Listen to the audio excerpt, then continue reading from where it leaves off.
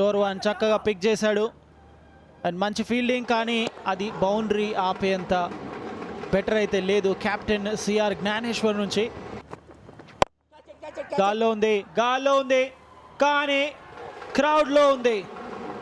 ఓడే సిక్సర్ అభిషేక్ నుండి, first sixer తనకి. అండ్ ఈ షాట్ కూడా అక్కడ ఆన్ ద వెయిట్ చేస్తున్నాడు, ఎక్కువ పేస్ లేదు చిరంజీవికి. అండ్ మంచి బ్యాట్ స్పీడ్ చూసాం. అండ్ మ్యాక్సిమం మిడ్ వికెట్ పై నుంచి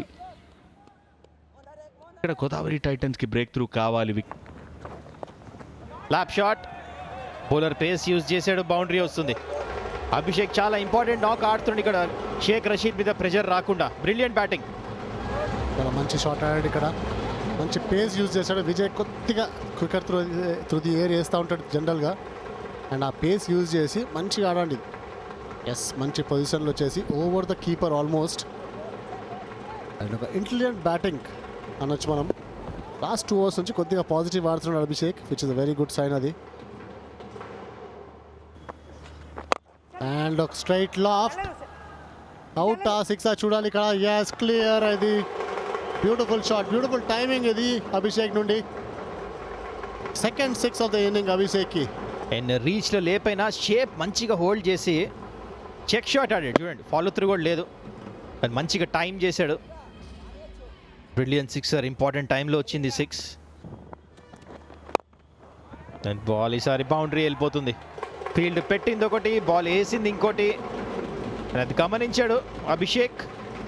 బ్రిలియన్ బ్యాటింగ్, చాలా మంచి షాట్ ఇది. But riders riding strong. On side poor bowling and boundary.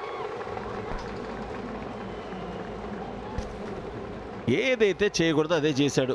On to the leg stump and just flick చేశాడు బౌండరీ. దీంతో 50 కూడా పూర్తి అభిషేక్ ది. 1-1-2. బిగ్ షాట్ కి ప్రయత్నం ఏంటి, బయటికి వెళ్ళిపోయింది బాల్. 6 runs. అభిషేక్ సెట్ అయిన బ్యాటర్, బాల్ ని భూతత్వంలో చూస్తున్నట్టుంది, ఒక ఫుట్బాల్ లాగా. లవ్లీ షాట్, పర్ఫెక్ట్ గా పిక్ చేశాడు. టైమింగ్ కుదిరింది, డిస్టెన్స్ వచ్చింది అండ్ రిజల్ట్ 6 runs.